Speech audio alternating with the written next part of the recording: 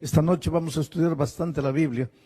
Vamos a leer varios versículos bíblicos, porque el tema de esta noche no es muy fácil.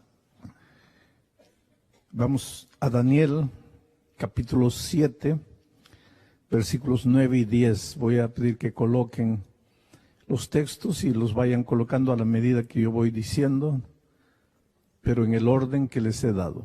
Miren lo que dice ese texto. Es una visión que Daniel tuvo, el profeta Daniel tuvo esta visión y dice así: estuve mirando en la visión, hasta que fueron puestos tronos y se sentó un anciano de días, cuyo vestido era blanco como la nieve y el pelo de su cabeza como lana limpia. Su trono llama de fuego y las ruedas del mismo fuego ardiente. Un río de fuego procedía y salía delante de él. Millares de millares le servían y millones de millones asistían delante de él. El juez se sentó y los libros fueron abiertos. Esta es una visión de Daniel. Ahora yo les pregunto, sin querer forzar mucho el texto bíblico, ¿de quién piensan que ustedes que está hablando el texto? ¿Quién es ese anciano de días, cuyo vestido era blanco como la nieve y el pelo de su cabeza como lana limpia, que estaba sentado en un trono? Su trono era como llama de fuego. Todo esto es una visión y una descripción humana.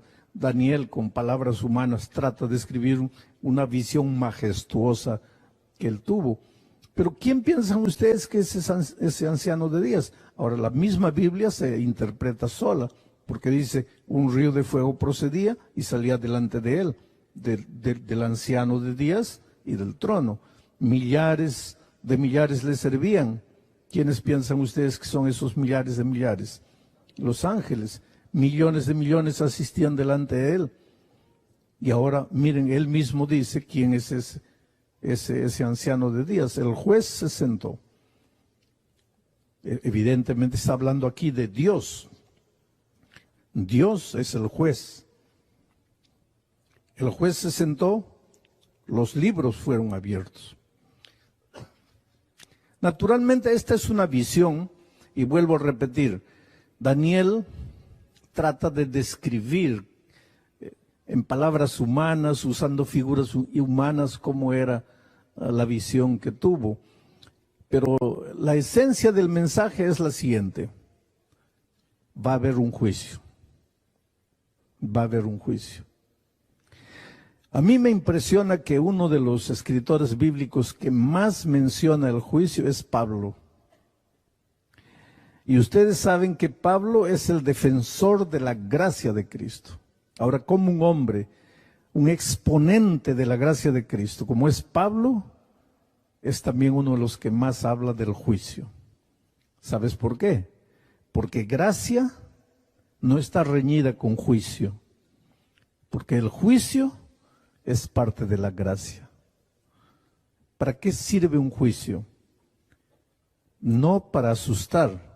Por favor, no te asustes con el hecho de saber que va a haber un juicio. No te asustes. ¿Por qué? Te voy a hacer una ilustración. Vamos a decir que tú tienes una casa, me la prestas, te vas de viaje 2 años, y en esos 2 años yo me apodero de la casa que me prestaste. Aprovecho que estás viajando, falsifico unos papeles y cuando llegas tú, yo te digo, mira, la casa era tuya, ahora es mía. Pero ¿cómo si yo te la presté? No, aquí están los papeles, la casa es mía. Y vamos a un juicio para que el juez determine quién tiene razón. Dime tú, ¿quién es que debería tener miedo de ese juicio? ¿Tú que eres el dueño? ¿O yo que soy el usurpador? ¿Quién es el que tiene que temblar delante del juicio? Los culpables. El culpable tiene que tener miedo al juicio. Ahora, miren lo que Pablo dijo, ya lo repetí durante la semana. Todos pecamos y estamos destituidos de la gloria de Dios. Todos. No hay justo ni siquiera uno. Desde la cabeza hasta los pies, todo es llaga podrida entre nosotros. Isaías 53 dice, cada uno de nosotros se desvió por su propio camino como oveja, rebelde.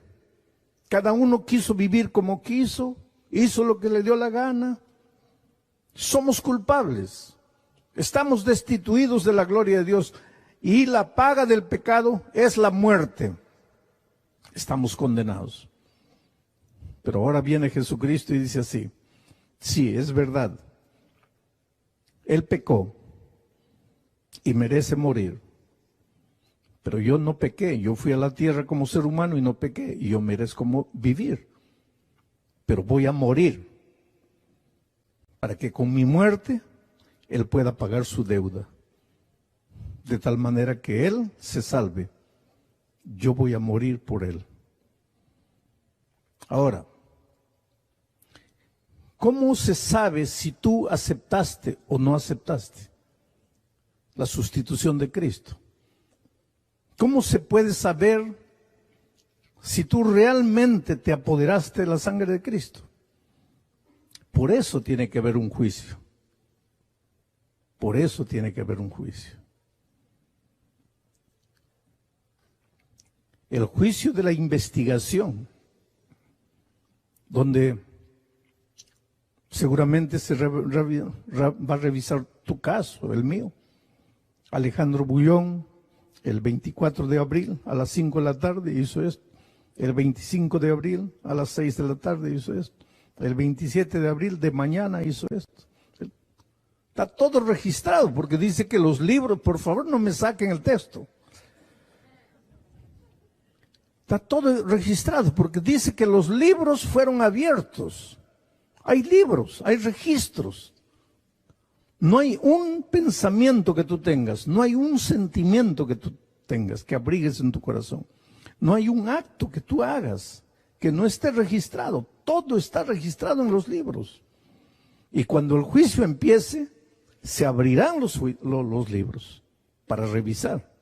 Ahora tú no te preocupes por lo que está escrito en el libro, porque el remedio ya está provisto y es la muerte de Cristo. Tú, en lugar de estar preocupado por lo que has hecho, preocúpate por aceptar a Jesucristo. Y no solo con la boca, entra al tanque del bautismo, porque cuando te bautizas en la muerte de Cristo. Muy bien, ahora viene la segunda pregunta. ¿Y cuándo es que va a empezar ese juicio? Porque hay mucha gente que piensa que el juicio final es cuando Jesús vuelva a la tierra. Pero recuérdate una cosa, que cuando Jesús vuelva a la tierra, Él viene ya trayendo el galardón. Y si viene trayendo el galardón, es porque ya se sabe quién va a recibir el galardón. Y si ya se sabe quién va a recibir el galardón, es porque ya se realizó el juicio.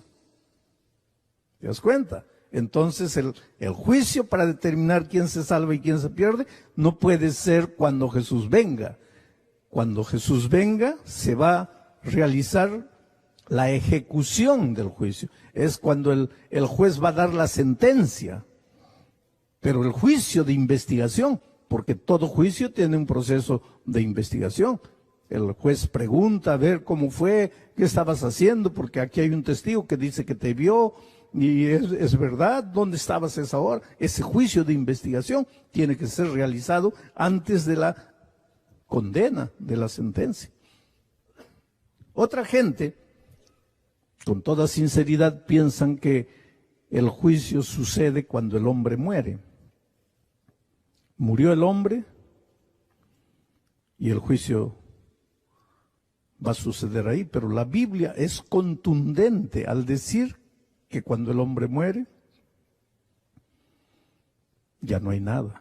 Por eso dice Salomón, todo lo que viniere a tu mano para hacer, hazlo según tus fuerzas, porque al sepulcro a donde vas, ya no hay ciencia, ni trabajo, ni sentimiento, ni pensamiento, ni nada. Moriste, se acabó todo. Entonces no puede haber juicio. El juicio tiene que ser ahora. ¿Pero cuándo? ¿Dónde? ¿A qué hora? Entonces vamos al segundo texto ahora. Daniel 8:14, para tratar de descubrir cuándo empieza el juicio. Esa es una profecía que la humanidad no conoce, pero está en la Biblia. No está escondido, no está oculto, está en la Biblia.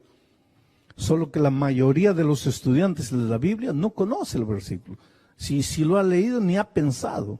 Pero ahí dice así, y él dijo, hasta 2300 tardes y mañanas, luego el santuario será purificado. Vamos a tratar de entender. Hasta 2300 tardes y mañanas. Una tarde y una mañana es un día. O sea, la profecía dice así, hasta 2300 días, luego el santuario será purificado. ¿Qué tiene que ver este versículo con el juicio? Esto es interesante. Porque antes de anoche estudiamos lo que sucedía cuando el santuario de Israel era purificado. Antes de anoche estudiamos que una vez por año, bueno, vamos a hacer un repaso. Todos los días el pecador israelita llevaba un corderito, transfería sus pecados al cordero, entonces sacrificaba el cordero, su sangre se derramaba, ahora venía el sacerdote, tomaba la sangre del cordero contaminada y la colocaba en el lugar santísimo. Todos los días. Pero una vez por año, el santuario tenía que ser purificado. Y ahí el sacerdote entraba al lugar santísimo y recogía simbólicamente todos los pecados y los colocaba encima del macho cabrío vivo que representaba a Satanás para que fuera enviado al desierto a morir. No que el macho cabrío representando a Satanás moría por el hombre, no, él moría por él mismo, porque finalmente el enemigo es el causante de todos los pecados y él va a pagar por todo lo que hizo desde que se reveló en el cielo y todo lo que te hizo hacer a ti, te hizo sufrir, te hizo pecar, te destruyó, pues él la va a pagar finalmente, él va a cargar con todo lo que hizo, las consecuencias de lo que hizo. Bueno, así el santuario era purificado. Pero cuando Daniel escribió esto, él dice así, hasta 2300 días y el santuario será purificado. ¿Cuándo empieza esta fecha? 2300 días. En primer lugar, quiero decirte una cosa, porque aquí hay mucha gente nueva que todavía no conoce mucho Biblia. Yo no voy a explicar en detalle esta profecía, pero voy a dar líneas generales para que ustedes entiendan. Para que ustedes entiendan eso, hay que entender qué cosa es en profecía un día. Dice, hasta 2300 días, tardes y mañana, un día, luego el santuario será purificado. ¿Qué significa un día en profecía? Vamos al siguiente texto, Ezequiel. Miren lo que dice. Cumplidos estos, te acostarás sobre tu lado derecho segunda vez y llevarás la maldad de la casa de Judá 40 días. Día por año te lo he dado. O sea, en profecía, cuando tú estudias profecía, cada vez que encuentras la palabra día en profecía, significa 1000 años literales. 1000 años literales. Y la profecía de Daniel 8:14 decía así, cuentas 2300 años literales y cuando termine esa fecha va a empezar la purificación del santuario. Muy bien. Pero ¿cuándo termina esa profecía? Para saber cuándo termina esa profecía, hay que saber cuándo empieza la profecía. Y ahora vamos a Daniel para el otro versículo, para ver cuándo empieza esa profecía. Daniel había recibido la profecía de los 2300 años. Pero estaba desconcertado, estaba preocupado. ¿Cómo es? ¿Cómo será? ¿Dónde será? Es una historia larga, yo la estoy acortando, pero viene el ángel y le explica, y le dice así, sabe pues Daniel, y entiende, que desde la salida de la orden para restaurar y edificar a Jerusalén, hasta el Mesías príncipe habrá 7 semanas y 72 semanas. Se volverá a edificar la plaza y el muro en tiempos angustiosos. Vuelvo a repetir, yo no estoy dando los detalles de la profecía, pero este versículo dice que esa profecía comenzaba cuando salía el decreto para restaurar y edificar Jerusalén. ¿Y cuándo salió históricamente ese decreto para reedificar Jerusalén? El año 457 antes de Cristo. Entonces, si tú agarras el año 457, que fue el año en que salió ese decreto, y empiezas a contar 1, 2, 3, 4, 5, 6, 1000, 2000, 2100, 2200, 2300, ¿sabes cuándo termina? El año 1844. Hace poco tiempo, relativamente poco tiempo. 1844. Entonces la profecía lo que quería decir es lo siguiente. En 1844 el santuario será purificado. ¿Pero qué santuario si ya no hay santuario? En 1844 ya no había santuario, Israel ya había terminado, ya no existía Israel. Ya no existía el santuario que ellos llevaban para todo lado. Entonces, ¿qué santuario sería purificado? Hemos visto esta semana que la epístola a los hebreos habla de un santuario allá en el cielo. Quiere decir que en el año 1844, exactamente el 22 de octubre de 1844, el santuario celestial empezaría a ser purificado. Pero en Israel, la purificación del santuario era el día del juicio. Por lo tanto, el 22 de octubre de 1844, allá en el cielo, empezó la purificación del santuario celestial, empezó el día del juicio. Los libros fueron abiertos, el juez se sentó y comenzó el juicio. Hoy estamos viviendo en los días del juicio. No sabemos cuándo ni a qué hora, pero cada uno de nosotros puede ser juzgado. Estamos viviendo en los días del juicio. Ahora tú puedes salir esta noche así medio asustado. Ay, Dios mío, y si yo ya fui juzgado, ¿y cómo será? Estoy perdido, estoy salvo. No. El Evangelio es buena nueva, buena noticia. El Evangelio no es condenación. El Evangelio no es para que salgas asustado. La maravilla es la siguiente. Mira lo que Jesucristo dice en 1 Juan 2:1. ¿Dónde está? Hijitos míos, estas cosas os escribo para que no pequéis. Y si alguno hubiere pecado, no se preocupe, porque tenemos un abogado para con el Padre, y ese abogado es Jesucristo el justo. ¿Y qué más es ese Jesucristo el justo? Él es la propiciación por nuestros pecados. Y no solamente por los nuestros, sino también por las de todo el mundo. ¿Hay juicio? Sí. ¿Ese juicio es para investigar la vida de cada ser humano? Sí.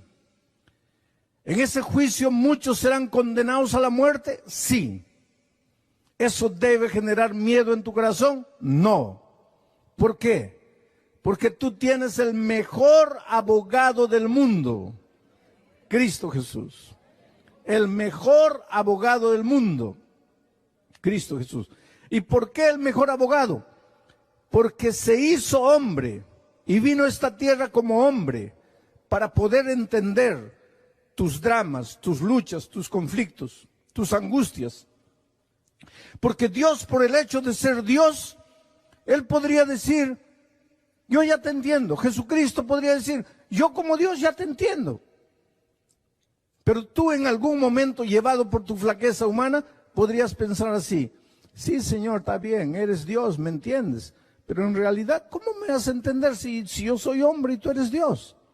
Entonces, para que tú nunca tengas ese argumento, ¿qué hizo Jesús? Se hizo hombre y vino a la tierra y fue tentado en todo. El otro día alguien me decía, usted no sabe lo que es ser un hijo que no conoció a su padre.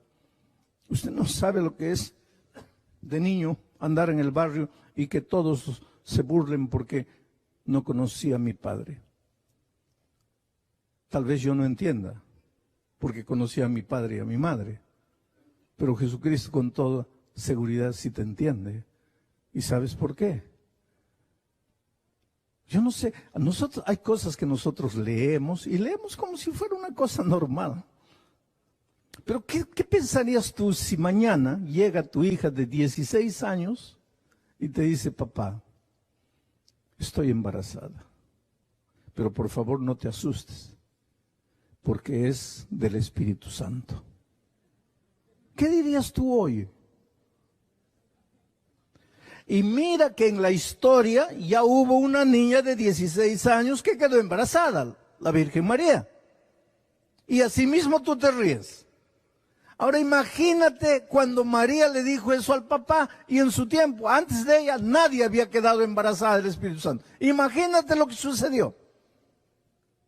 Entonces cuando Jesús era pequeñito y corría de aquí para allá, las vecinas chismosas, que tienen la lengua bien larga, hablaban entre ellas, mira el hijito del Espíritu Santo, ¿cómo anda ahí?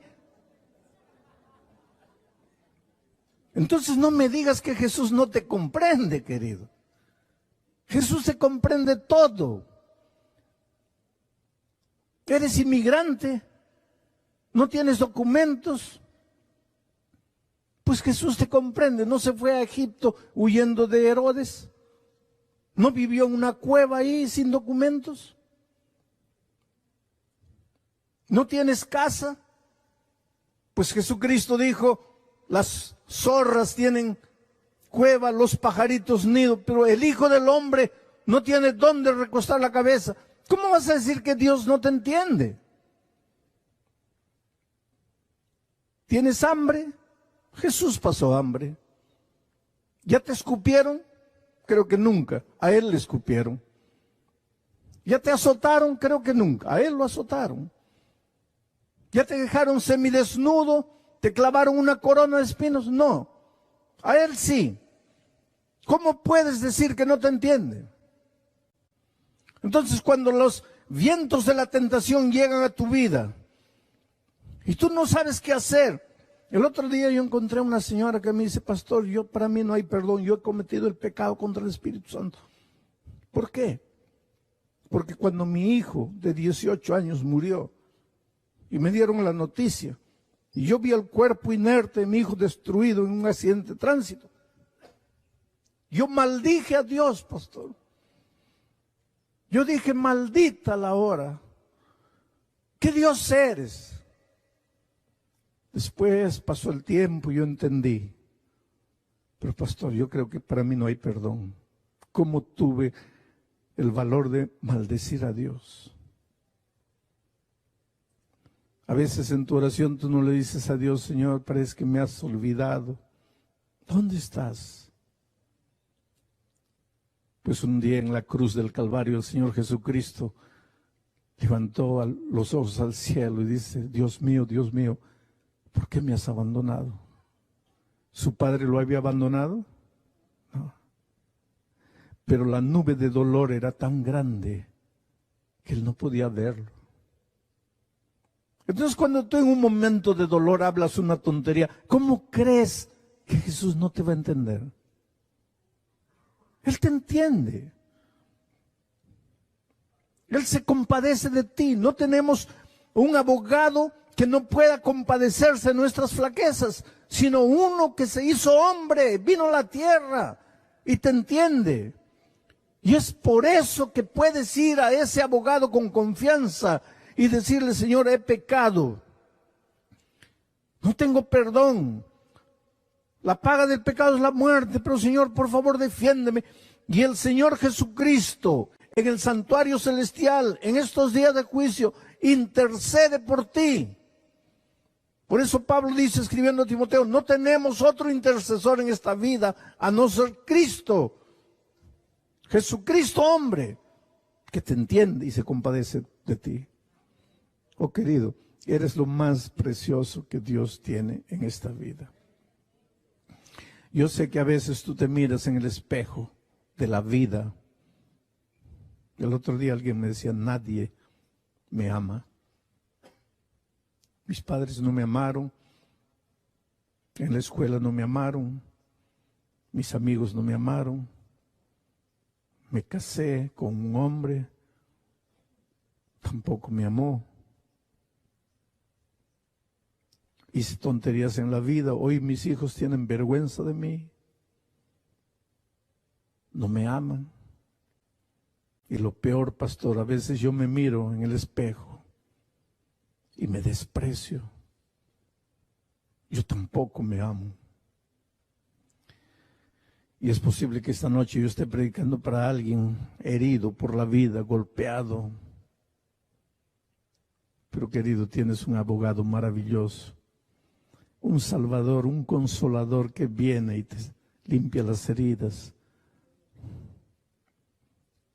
Qué maravilloso es Jesús, que cuando entra no viene y te cura por fuera, te cura por dentro, porque las heridas más peligrosas no son las heridas de afuera, son las heridas de adentro. Yo una vez estaba en Ecuador, tenía 2 sermones para predicar un sábado de mañana, y de repente me resbalé en la tina, y caí y me desmayé. Y el agua comenzó a subir, me llegó a las narices, y gracias a Dios porque me desperté. Me sentí mal, me agarré la cabeza, no hay sangre, tranquilo. Me vestí, no me sentía bien, pero me vestí. Bajé para encontrarme con el pastor que ya me iba a llevar a la iglesia. Cuando estoy saliendo del elevador me desmayo de nuevo. El pastor me recoge. ¿Qué le pasa? No, me caí, pero no tengo nada, gracias a Dios estoy bien. Vamos al hospital. No, vamos a predicar, la iglesia está esperando. Fuimos para la iglesia. Estoy saliendo del carro, me vuelvo a desmayar. Y ahí ya me llevaron al hospital. Y el médico me dice, pastor, si usted se demoraba 10 minutos más, nadie lo salvaba. Pero no tengo nada. Y ahí el médico me dijo, no tiene nada por fuera. Generalmente no se preocupe por las heridas que se ven, me dijo él. Preocúpese por las heridas que no se ven. Porque usted tenía una hemorragia interna que iba creciendo. 10 minutos más nadie lo salva. Y he aprendido eso en la vida, ¿sabes? A veces yo vengo a reuniones como estas y te veo sentado ahí, aparentemente estás bien. Estás herido por dentro, estás sangrando por dentro, porque hay cosas que nadie sabe. Te sientes mal, no puedes dormir en las noches, tienes miedo del futuro. Estaré predicando esta noche para alguien que hoy cumple años y nadie se acordó de decirle felicitaciones, porque toda tu familia está lejos. Estaré predicando a alguien que recibió la noticia que su madre, su padre, un hermano en su país está grave, quisieras ir, no tienes dinero. Estaré predicando para alguien que esta semana perdió el empleo. Estaré predicando para alguien que está con sospechas de cáncer. Y vienes aquí y todos te ven la cara, no hay nada, no estás sangrando, pero por dentro estás muriendo. Y lo peor, a veces estás muriendo de culpa. La culpa es como un martillo que te golpea, te golpea, te golpea. Quieres librarte y no puedes. Y ahora vengo yo y te predico del juicio, y te predico los libros, y te predico que está todo registrado. Y ahí entonces el martillo de la culpa te da con todo. Pero en el nombre de Jesucristo yo te digo, hay salvación en Cristo. No importa quién eres, no importa cómo has vivido, no importa dónde te has ido, no importa cuán lejos has llegado, no importa cuán bajo has caído, hay salvación en Cristo. Y hay limpieza completa de tus pecados cuando entres al tanque del bautismo.